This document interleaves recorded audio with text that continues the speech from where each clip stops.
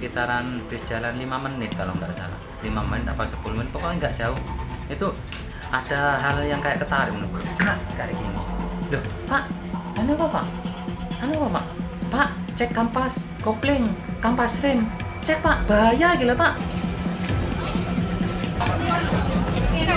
Jadi saya sangat-sangat bersyukur Allah masih memberi kesempatan hidup. Saya sangat bersyukur. Soalnya mikir saya mati, soalnya kesempatan kayak gitu tidak selamat.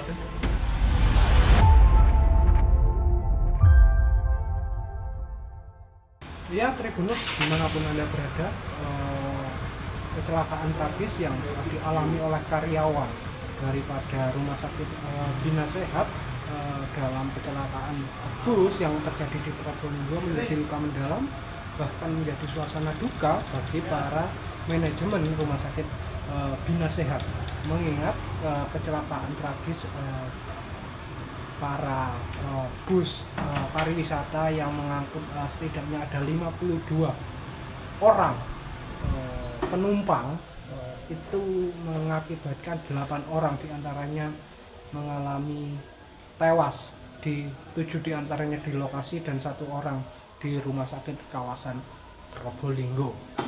Karena itu kami mencoba menggali fakta di balik peristiwa tragis yang dialami oleh puluhan pegawai daripada Rumah Sakit Bina Sehat ini, untuk mengungkap seperti apa situasi yang terjadi saat itu ketika kecelakaan bus yang disebabkan remblong ketika kendaraan melaju turun dari lereng Bromo Probolinggo. Dan peristiwa ini mengangkut perhatian publik, bahkan Mabes Polri dari Korlantas Mabes Polri pun juga ikut mengawasi langsung proses pengungkapan peristiwa daripada kecelakaan tragis yang terjadi di Probolinggo, yang khususnya yang dialami rombongan pegawai Rumah Sakit Bina Sehat.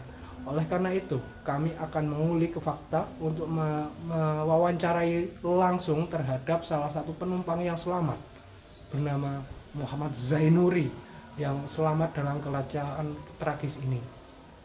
Muhammad Zainuri merupakan warga asal Kecamatan Puger, Kabupaten Jember. Dia berangkat ke Bromo untuk menemani istrinya bernama Eva Liasari yang menjadi seorang perawat ICU di Rumah Sakit Bina Sehat. Kedatangan mereka di Bromo itu dalam rangka untuk merayakan situasi atau suasana kelulusan setelah menjalankan pendidikan profesi di Rumah Sakit Stikes Jombang. Sehingga dalam rangka merayakan hal tersebut, mereka melaksanakannya untuk happy di puncak Bromo Probolinggo. Namun rekreasi yang seharusnya bahagia berakhir dengan musibah tragis hingga menyebabkan Zainuri harus mengalami luka robek, sementara istri dan 2 anaknya mengalami luka patah tulang akibat peristiwa tersebut. Beruntung Zainuri dan juga istri serta 2 anaknya masih selamat dalam peristiwa tersebut. Kami akan meluncur ke lokasi Rumah Sakit Bina Sehat, di mana lokasi Zainuri dan juga istrinya dirawat inap untuk melakukan pemeriksaan medis dalam kegiatan pemulihan akibat kecelakaan yang dialami. Seperti apa perjalanannya, simak terus program Saksi Kata dari Tribun Jatim Network.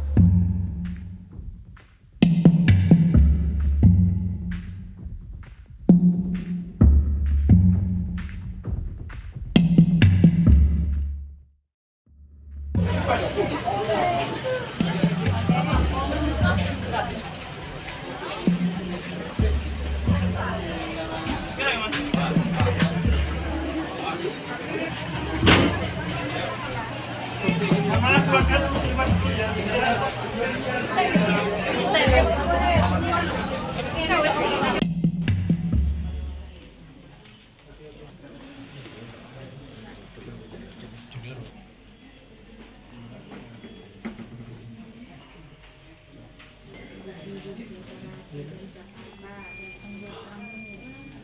hari ini hari kedua pasca kecelakaan lalu lintas yang di Probolinggo dengan korban 53 karyawan dan keluarga karyawan Rumah Sakit Bina Sehat Jember.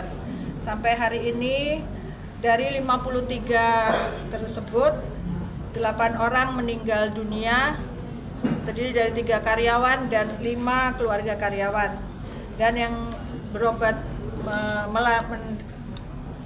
dilayani obat jalan, cukup obat jalan, yaitu 24 orang, terdiri dari 12 karyawan dan 12 keluarga karyawan. Dan yang perlu rawat inap untuk cedera sedang dan berat ada 21 orang, di mana karyawannya sejumlah 14 dan keluarga karyawan 7 orang. Dari 21 orang yang dirawat inap tersebut, 9 orang memerlukan operasi dan sudah berjalan operasi.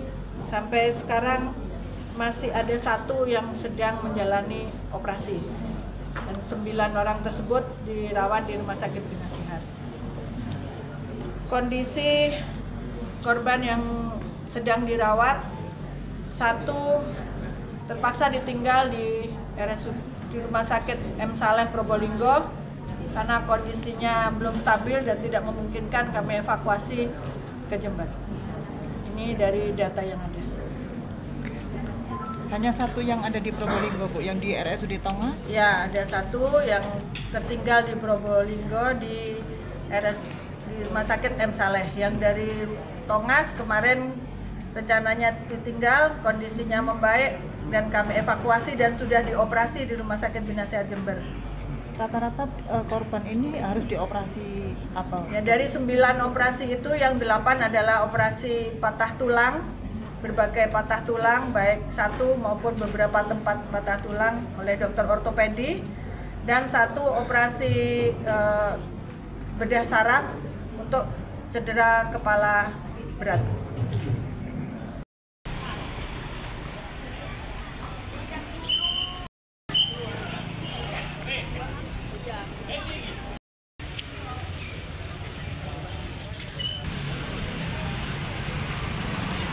Dengar mungkin dia nggak terlalu memaksakan, pas mungkin ada yang mengatakan ya mungkin lah coba berhenti dulu. Mungkin yang ngomong pribadi ini cuma ngomong waktu keluar kayaknya mampu gak enak Pak. Kalau berangkat itu ya wis biasanya berangkat alhamdulillah lancar ya, cuma ketika hampir nyampe memang bis itu kayak gagal nanjak, kayak kita sudah dekat di daerah Sukapuranya juga, maksudnya sudah mau ke posisi ke penjemputan. Nah setelah itu perkiraan saya ya, oh mungkin giginya terlalu banyak, mungkin kayak gini. Habis itu jalan lagi gagal nanjak lagi, terus katanya teman-teman di belakang itu bau nggak enak gini lah. Cuma ya kita nggak ngomong ke supir apa. Habis itu jalan lagi terus nyampe di tempat penjemputan. Di mana itu Pak? Di daerah Sukapura, enggak tahu, lupa saya daerah. Iya, jemput jeep, daerah Sukapura pokoknya. Dan setelah itu kita enggak tahu kayak apa, kondisi bisnya kayak apa. Cuma yang menurut saya itu kayak supir itu seharusnya sudah paham. Ini saya gagal nanjaknya karena banyak gigi atau karena memang ada hal lain. Tapi dengan bau kayak gitu ya mestinya harus tahu. Baunya seperti apa Pak? Bau kayak gosong-gosong, bau sangit.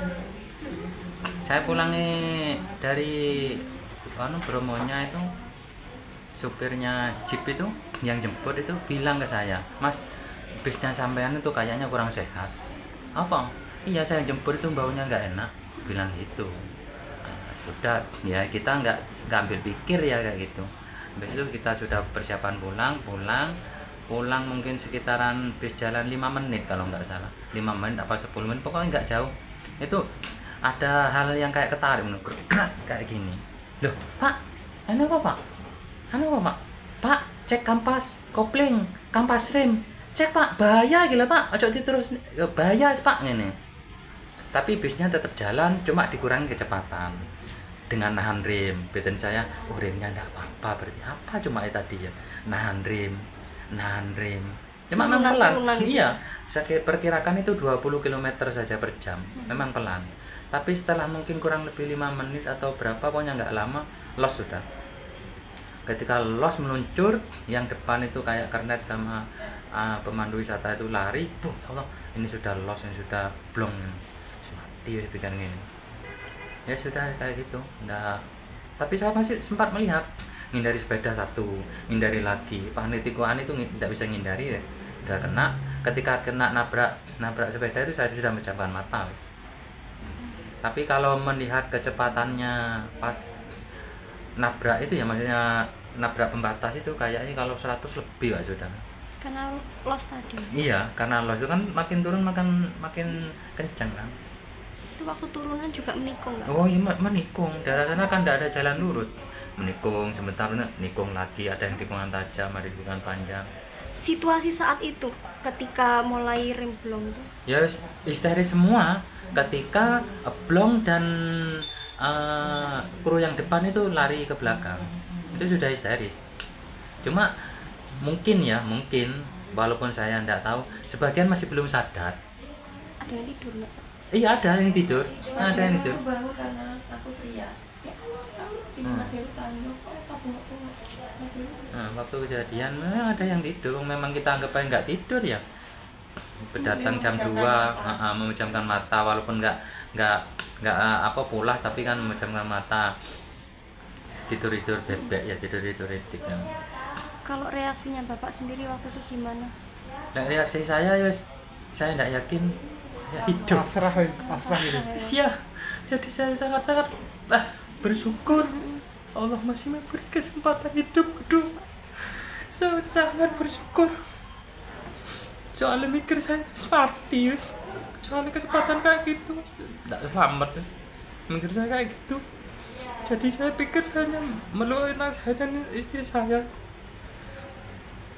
Terus ya kayak gini, sampai segini saya kayak gini, ternyata saya agak cedera kayak gini, banyak bersyukur. Anak-anak saya walau cedera ya patah kaki, satunya tangan, istri saya agak parah, patah di 3 tempat. Ya tetap kembali lagi tetap harus bersyukur. Pak, posisi duduknya Bapak dengan anak dan istri itu di sebelah mana? Istri saya jok depan, di belakang supir dengan anak. Saya di belakangnya lagi, nomor 2. Kanan ya berarti? Kanan saya. Ya makanya saya banyak bersyukur karena korban yang banyak kan sebelah kanan. Yang meninggal semua sebelah kanan, yang kiri rata-rata kan memang selamat karena nggak dihantam kan. Ya posisi yang di kanan. Pak, pada saat posisi waktu itu sudah nabrak, jenengan kan pejamkan mata, lalu itu apakah langsung menabrak pembatas jalan? Loh, kalau pas posisi waktu nabrak sepeda itu saya sudah pejamkan mata. Tahu nggak lama sudah hantam kayak pembatas jalan, terus hantam lagi, terus langsung berhenti. Menghantam apa Pak setelah itu? Pagar rumah. Oh, setelah menghantam pembatas jalan masih terus, jalan itu? Oh masih.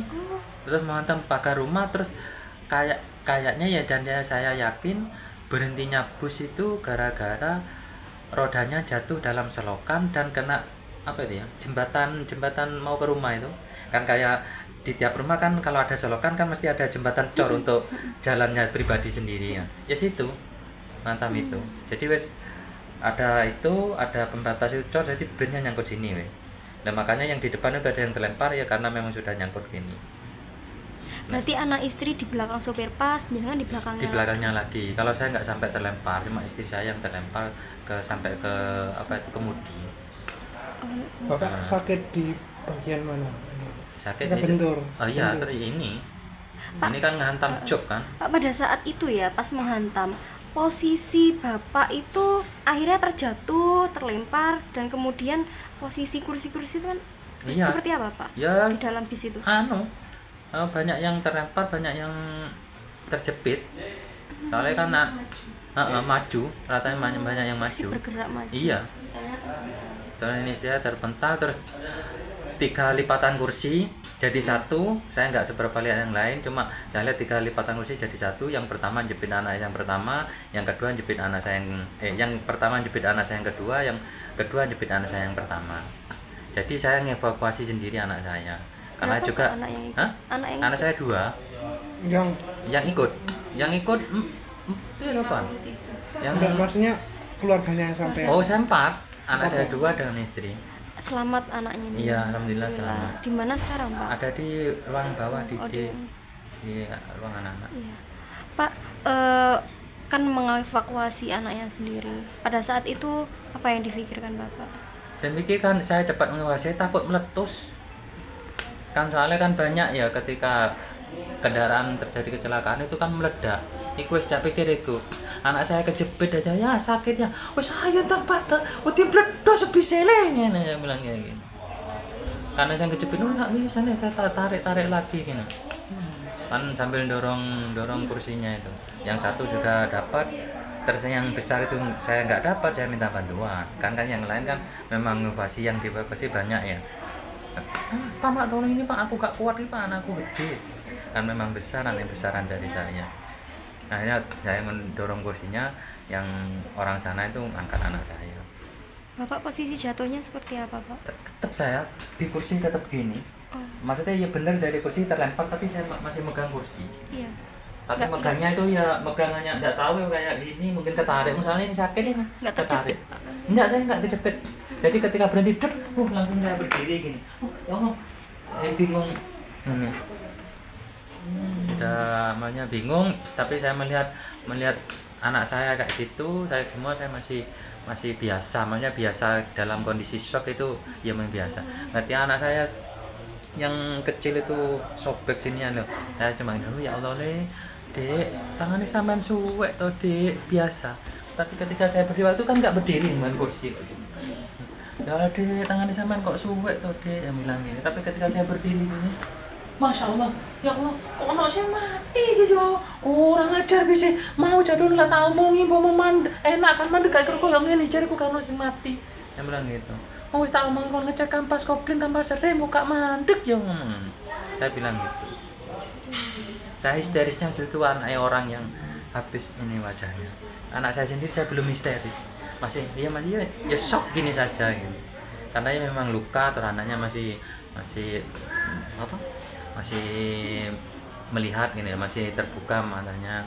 Istri saya juga masih terbuka. Pak, sesaat setelah kecelakaan itu apakah ada masyarakat yang mendekat? Oh ya, saya kira ya langsung. Yang banyak. Cuma ya ada beberapa yang tetap aja shock juga ya, bingung mau apa gini ya.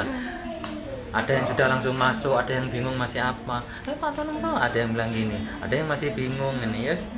Semuanya itu kadang ya orang kan sendiri-sendiri ya, makanya saya mau nolongin apa kadang gini, atau mungkin saya nunggu yang di luar saja kan, dilewatkan di jendela ya, ada yang merusakkan kaca biar tempomnya evakuasi korban kan nggak nyangkut di kaca kayak gini. Iya. Anak yang sampai kejepit kursi berarti? Iya, 2 itu kejepit kursi. Usia yang berapa? Istri saya, Usia berapa? Yang pertama usia 13, yang kedua usia 11. Laki-laki. Itu yang Laki-laki semua. parah, yang luka parahnya yang ini istrinya. malah istrinya kan 3 tempat sini. Sempat operasi juga. Semuanya sudah dioperasi tadi semalam, semuanya operasinya sudah sukses. Istri operasi apa, Pak? 1, 2, 3 fraktur tulang. juga. Kalau Bapak? Saya ini saja jahit ini. Oh, jahit. Ini kena kaca kayaknya. Kalau anaknya sempat dioperasi? Iya, kaki kan fraktur di kaki. Yang satunya fraktur di tangan. Sama-sama fraktur. Cuma yang paling banyak frakturnya istri saya. Istrinya sampean atas nama siapa? Eva Liasari. Eva Liasari. Saya Zainuri, Muhammad Zainuri. Ibu Eva Liasari. Eva Liasari. Ini di RSPS sebagai apa? Di ICU. Perawat? Iya, perawat ICU. Perawat ICU di RSPS berapa tahun? Mulai kalau di ICU-nya lupa ya, cuma mulai kerja di sini mulai 2009 atau 2010 ya. Kalau Bapak kerjanya? Saya wira swasta. Oh, memang Iya. diajak istri ya? Iya, posisi diajak istri. Ada kuota diajak, kan sebagian kan banyak yang ngajak keluarga, ngajak anak. Ketika ada kuota saya ikut ya. Tapi ya kembali lagi ya, kalau maunya ada kejadian ini saya nggak ikut ya saya lebih shock. Kalau mau saya ada di dalamnya kan saya ikut suasana melalui shock. Cuma ya Allah yang ngasih kesempatan saya, maksudnya saya itu nggak apa-apa ya, maksudnya nggak patah-patah, jadi saya bisa bantu-bantu ngangkat apa gini. Karena yang pertama saya takutkan kejadian itu takut meledak gitu. Meledak, umpamanya ada yang hidup di dalam cedera patah gini habis. Tidak saya selamatkan gini. Kalau mamanya nggak meledak kan bisa ditarik, masih keluar, masih bisa dioperasi apa kan kayak gini. Lagi dulu sering ngelihat video kayak gitu kayak gini, ini ternyata saya di dalamnya. Saya banyak bersyukur itu. Pak, rumahnya di mana? Saya Puger. Puger mana? Iya, Desa Mojosari. Desa Mojosari Puger. Berarti istri kalau kerja PP. Itu saya yang Allah beri kekuatan. Apakah istri bapak juga lulus S1 itu? Iya, yang mengadakan acara lulusan kan yang lulus S1 itu. Nah, yang di luar itu yang keluarga, maksudnya kita ngajak keluarga. Saya kan keluarga. Pak, rencana berpergian untuk rekreasi ke Bromo ini sejak kapan, Pak? Kalau itu saya kurang paham. Saya akan tidak ikut-ikut. Yang koordinasi istri saya.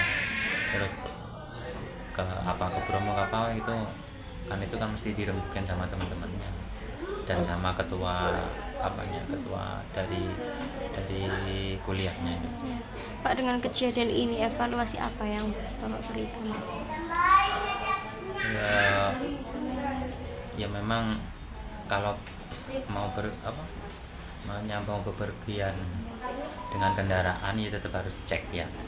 Kalau sudah dicek ternyata ada kejadian ya memang suratannya kayak gitu ya.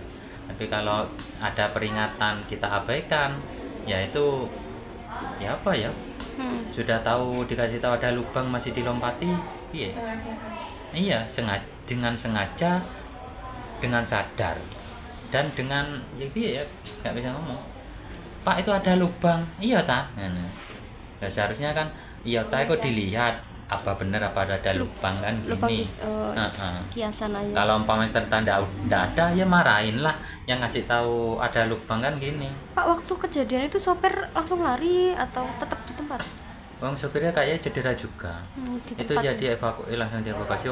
Lihat posisi bisnya kayak gitu, mesti posisinya sopir kan ya kayak kejepit kayaknya. Kok selama liburan itu kegiatannya ngapain Pak di Bromo sana? Ya seliburan kayak wong lulusan ngono kae. Ya mesti bersyukur kayak ngono-ngono kae. Kegiatannya apa aja di sana?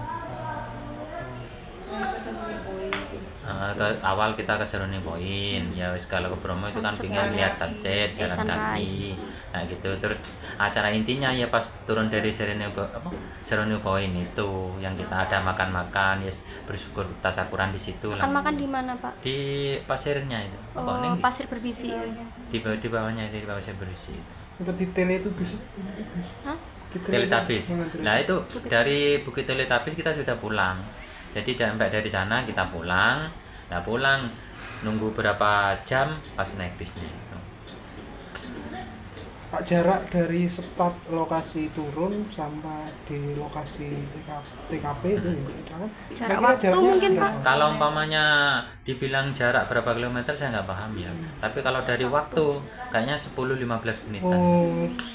Baru berangkat ya? Iya baru berangkat. Memang kan kejadian kayak ada masalah itu sekitar 5 menitan.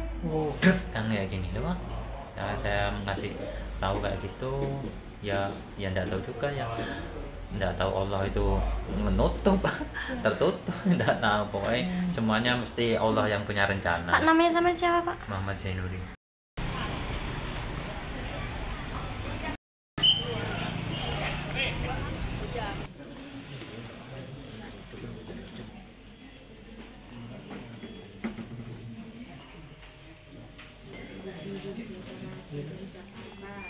Ya, terima kasih rekan-rekan media. Jadi kami sudah tadi mampir ke TKP yaitu di Desa Boto, Kecamatan Lumbang, Kabupaten Probolinggo.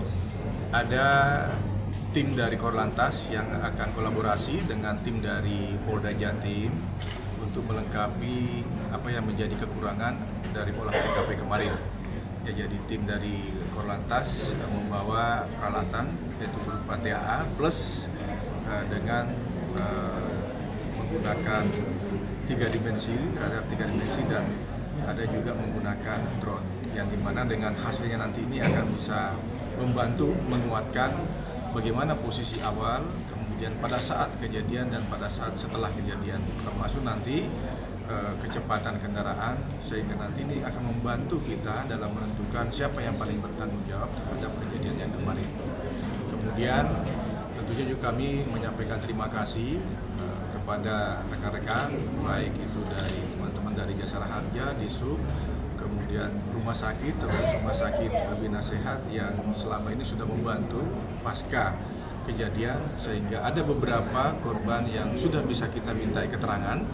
Ya, tentunya keterangan dari korban inilah yang akan nanti membuat kita lebih cepat ya untuk merampungkan berita acara dan juga untuk melengkapi kekurangan kemarin, karena memang kita sangat membutuhkan sekali keterangan daripada saksi, terutama saksi yang ada di dalam bus ya, karena keterangan itulah yang akan nanti membuat kita menjadi terang prosesnya seperti apa, siapa yang bersalah dan sebagainya. Ya, alhamdulillah siang ini tadi sudah mulai dilaksanakan olah TKP yang kedua, kemudian nanti langsung akan dilakukan dengan FGD, dan tentu juga ada pemeriksaan dari saksi ahli baik dari Hino maupun dari teman-teman dari Disub, termasuk pemilik perusahaan kendaraan yang disewa. Itu yang kami sampaikan, dan perkembangannya nanti karena kami nanti mungkin akan kembali ke Jakarta dari Ditlantas Polda Jatim dan juga dari Probolinggo nanti akan menyampaikan perkembangannya kepada teman-teman media. Mohon doanya, dan tentunya kami juga berharap dari teman media bisa menyampaikan informasi kepada masyarakat, kepada keluarga, bagaimana perkembangan pemeriksaan kami pasca kejadian, termasuk nanti kelengkapan dari olah TKP yang kami kerjakan pada siang hari ini. Total ada berapa saksi dan yang sudah diperiksa keseluruhan? Informasi terakhir sudah ada beberapa saksi, yaitu ada sekitar 3-4 saksi, namun saksi untuk yang driver kita belum bisa meminta keterangan lebih banyak karena kondisinya masih di rumah sakit, dan hari ini kita lengkapi dengan saksi ahli dari ATPM atau dari APM, termasuk dari teman-teman Disub. Ya, mudah-mudahan ini bisa memberikan tambahan sehingga apa yang menjadi kekurangan pemeriksaan kemarin bisa terlengkapi dengan pemeriksaan saksi-saksi ahli.